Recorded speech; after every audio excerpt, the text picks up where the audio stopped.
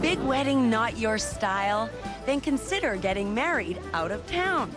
Or like the two couples you're about to meet, at a location that's almost off the map.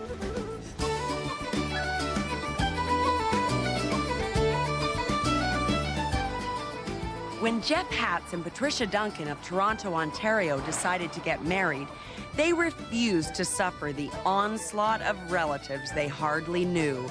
So they turned their car onto the 401 and resolved to drive east as far as they could go.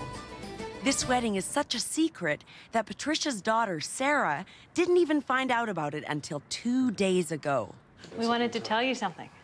What? And you know how we're going on our trip out to Newfoundland? Mm-hmm. Like in a couple days? Mm-hmm. We thought we'd get married while we're out there. What do you think? Is that exciting? Yeah. We all cried, and Sarah, of course, was right in there, and it was very, very nice. It was very sweet. It wasn't, you know, sort of the big orchestrated proposal that every woman dreams of, but it was much better than that, in my opinion. Did you know? No. No? Is it a surprise? Yeah? Well, we'll start in Toronto, and we'll drive first day to Edmundston, which is in northern New Brunswick. Second day, we'll be driving 10 to 12 hours to North Sydney, where we will catch the overnight ferry to Newfoundland, and we'll be arriving in Port aux Basques. And from there, we'll be taking a drive through Gros Morne up to Port aux Choix for our first night. And then early in the morning, we'll be waking up to go get our wedding license, which we will be picking up in St. Anthony. But they're going further than that to an island off the tip of the peninsula. Carpon Island is extremely remote. It's right at the northern tip of Newfoundland, and people just don't go there unless they have a specific purpose. Tourists who are going through Newfoundland frequently avoid it because it's just so far, which is great. We didn't tell our family and friends about the wedding because, first of all, I'm sure some of them would fly out, and we really just wanted it to be the three of us. A road trip this long can trash a wardrobe, so they're making pit stops just so that wedding dress can get a breath of fresh air. Well, we're trying to keep them from getting crushed before we make it to Carpon Island, but it hasn't been very easy because our cooler and all of our food and everything is underneath them. So every time we open the back of the car, we have to take them out and hang them up. And in weather like this, hope they don't blow away before we put them back in. Jeff's a mason and Patricia a computer network engineer, but at heart, they're nature lovers. And these photos are going to prove that they really did travel to the ends of the earth, or as far as a family can get with 2 weeks off work. Well, today's our third day of travel, and I actually anticipated it to be much worse than it really is. It's not been bad at all, but I think it's because we've been so excited. So we're all in high spirits, getting ready to head out for our wedding, but I think the way back might be, we might be a little bit more droopy and unexcited. After driving 2,500 kilometers, they've arrived at the jumping-off place for the most northerly point on Newfoundland. And with no time to spare, this wooden vessel is set to sail, and it's their only means of getting to the lighthouse on Carpon Island. Patricia doesn't need much in the way of accommodations on this 6-hour voyage, just a little protection from the salt spray. Not for her, for that dress. There we go. Safe and sound. Snug as a bug amongst all those Won't fishnets. forget it. It's smaller than I thought it would be, but since we're pretty much the only ones on here, it's more than big enough, and I can't wait. I think the whales are going to be bigger than the boat, though, so that'll be amazing. Very excited. Giddy with excitement to go and see the whales.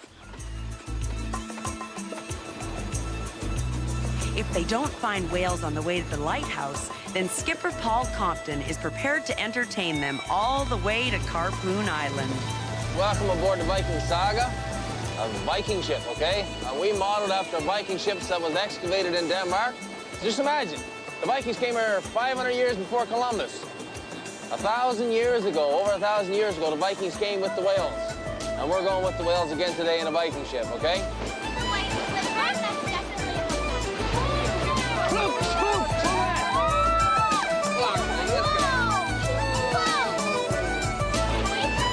Yeah, they're moving very quickly.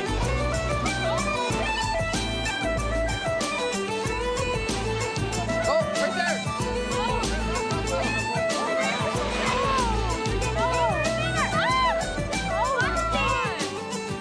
For 6 months of the year, this corner of the ocean is a sea of ice. And as Paul tells us, the humpback whales move in as soon as it warms up a bit. After the sun crosses the equator in June, for the longest day of the year, that's when we usually get our whales. The predominant winds blow the bait, or the capelin, the bait fish in the area, and we usually end up with our whales. So after that, and sometimes they stay around usually till late August, but most years it's early September, mid-September. Woo, look at them. Oh, I got a picture of both. Service. Hook shot coming. Hook shot.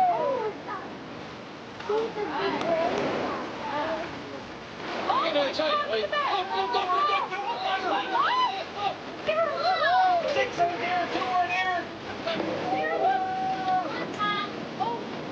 so want that.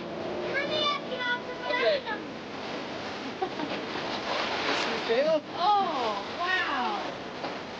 There he comes. Look at that big tail. Look at that big tail.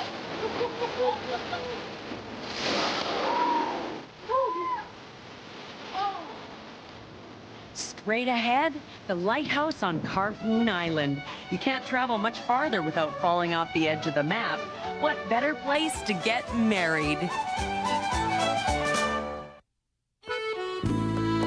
The bride and groom are disembarking from the Viking saga and are about to set foot on the most remote location they could imagine. Well, we didn't actually decide to get married on Carpon Island. It was a fluke, really. We had made reservations for our vacation at the Carpon Island Lighthouse. And when I called to confirm our reservation, they asked me if we were the couple getting married. And I said, you can get married there? Well, I think the lighthouse kind of chose us because when Patricia made the call, the lady at the lighthouse planted the idea in Patricia's head, and we haven't stopped or looked back since. We thought it was a great idea. Hello. Hello. Hi. Hi. Come on in. Welcome to the Lighthouse Inn. Thank you. I'm Jeff. I'm Madonna. Madonna, thank you. Trisha. Hi, Patricia. And this is Sarah. Hi, Sarah. She gets a kiss. Madonna Roberts Awesome. doesn't know it yet, but Jeff's got her earmarked to be one of the Go witnesses. check out the lighthouse. And that only leaves the weather to worry about. Yeah. It's gorgeous today, but hey, this is Newfoundland. Tomorrow's always another story. If Jeff had his way, he'd hold the ceremony this afternoon. He's got his heart set on tying the knot at a place where he can see forever. It'd be interesting climbing up in my wedding dress, that's for sure.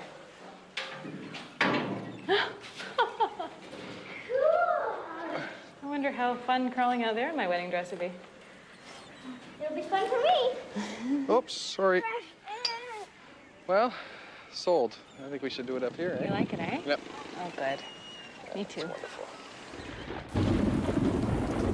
Wedding day, and Jeff's worst fear has come true. The weather gods have decided to show these romantic tourists who's boss around here. But the rain isn't doing any damage to Patricia's wedding bouquet. We woke up this morning and I was a little groggy, and Jeff turned over and he looked at me with big eyes and he said, "Today's our wedding day." And then I woke up. It's amazing how awake you can be after hearing something like that, realizing what day it is. With noontime set as the wedding hour, there's nothing to do but hope that skies clear a little. And hope that the wedding commissioner, who's arriving by boat mid-morning, isn't held up by high seas. So far, this wedding has been riding a wave of good luck. This is no time to imagine it's not going to happen. Sarah, for one, will be climbing to the top of that lighthouse in her new sneakers, no matter what. I just hope it doesn't downpour right when we're outside. It's like, oh, great. You got to sign the marriage. Marriage Commissioner Doug Mills has arrived, but he hasn't got all day. Doug's schedule leaves this wedding with only a small window of opportunity.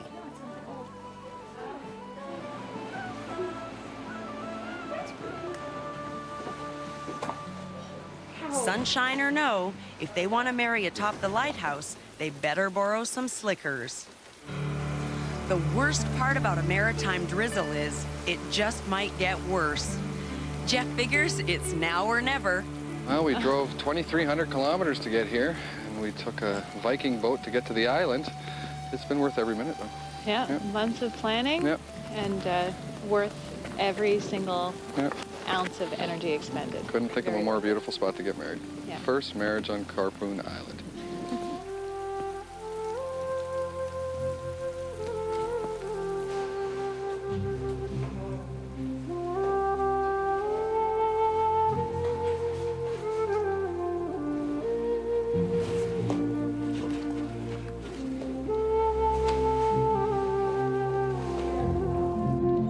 Momentary break in the rain, and Doug Mills calls for the rings. This wedding is underway. Sarah's gonna hold those, right? Yeah. Okay. I do solemnly declare I do solemnly declare that I intend to enter into this marriage, that I intend to enter into this marriage, which I acknowledge to be a union of faithful love. A union of faithful love. I call upon all persons present to witness I call upon all persons present to witness that I, Jeff, take you, Patricia, that I, Jeff, take you, Patricia, to be my lawful wedded wife. to be my lawful wedded wife, That I, Patricia, take you, Jeff, To be my lawful wedded husband. to be my lawful wedded husband. By virtue of the authority vested in me by the Marriage Act of 1974, I hereby pronounce you, Jeff, and Patricia, to be husband and wife. Congratulations, Mr. and Mrs. Altz. Thank you.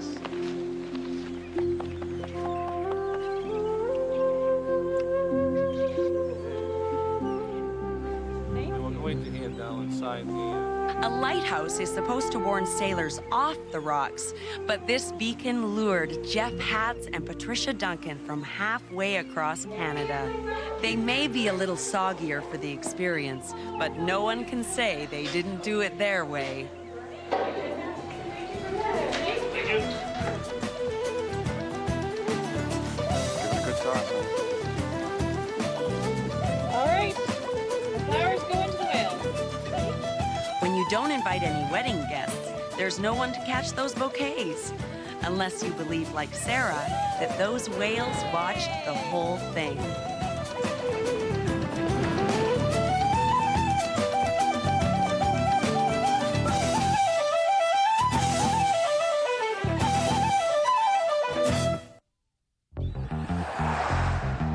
It's not unusual for a couple to head for the hills to get married. But what about lovers who travel halfway around the world just to get to those hills? Like Wolfgang Romig and Claudia Stasch. We have a special relation to Canada because we had built a house, a Canadian log home, in Germany.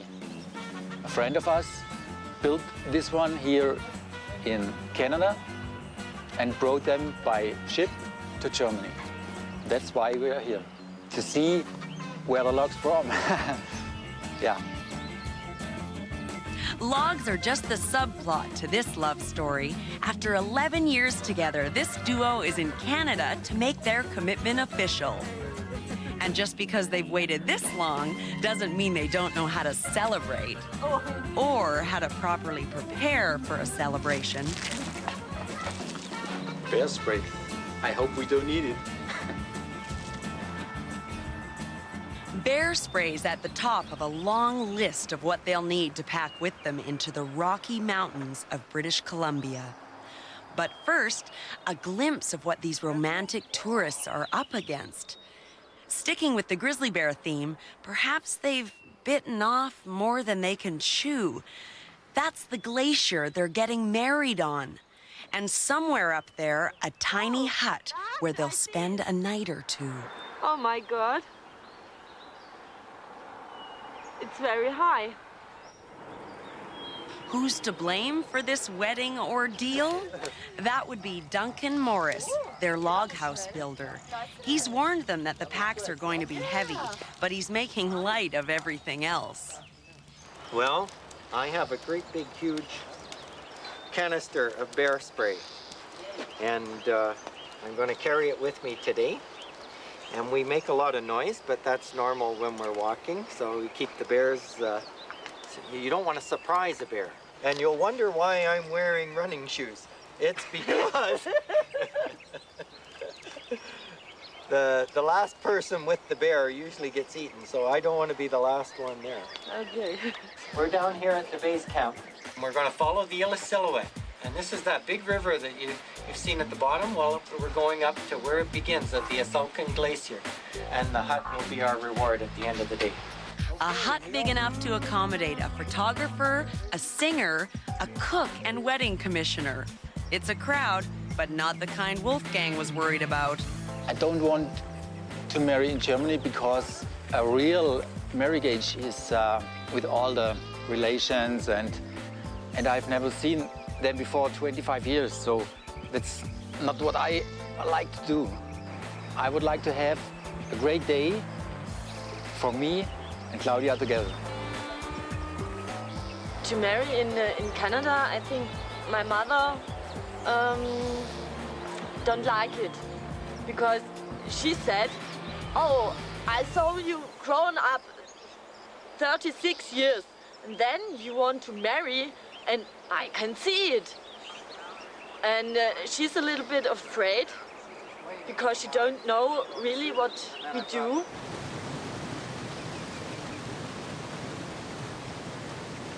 They're always pushing the envelope on things that they feel comfortable with.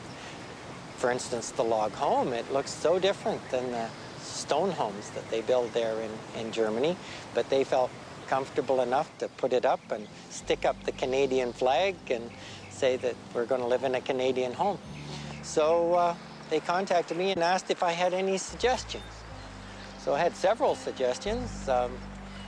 Vancouver Island or rafting up north, and finally settled on climbing the Asalkan Glacier. It just made so much sense. It wouldn't have mattered what Duncan chose, because everything about this trip is an adventure. And today I'm looking forward to the hut. I never seen a hut in the mountains, only on TV, and so I don't know what will come. Are the beds all in one room, and you have to cook in the same room, and what's about the toilet? Yeah, the weather's been very unpredictable, but I think we'll just knuckle down for this final grind and push it right to the top.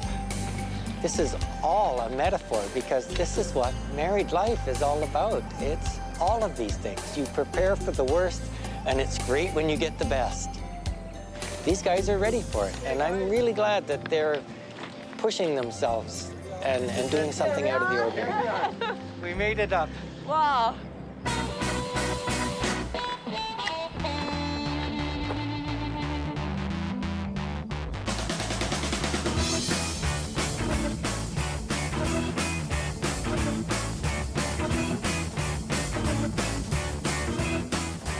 Now we know why those packs were so heavy. Everything to make this celebration a dream come true for these soon-to-be weds, they've had to pack in, including wild sockeye salmon. Time for cook Walter Dagan to get to know Wolfgang. As a test driver for the Audi Motor Company, you bet Wolfie's got some stories. Claudia's been ready for marriage for years, but her man was just too darn busy on the test track. Well, he's trapped now between his bride and a wedding date early tomorrow morning.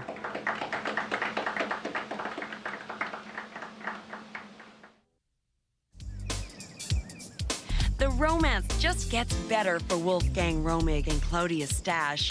The gray weather of yesterday has given way to a crystal clear wedding morning. These nature lovers would stand here all day gazing at the panorama if they didn't have their long-awaited marriage to attend to.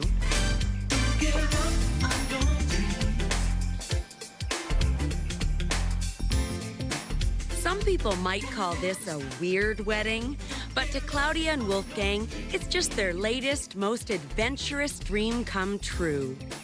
We are in this beautiful surrounding. It's not a cathedral, which is man-made, but is created by God. When we look up at these mountains, these are church towers, in my view, and my heart is full of joy, like I see some of you are enjoying this moment just the same.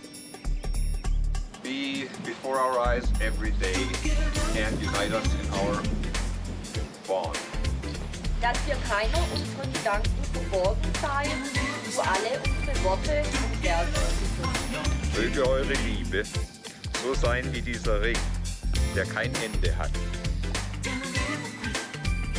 Power given from God, I declare you, in the name of the Father, and the Son, and the Holy Spirit, to be a wedded couple. And may God bless this marriage, so you may kiss the bride.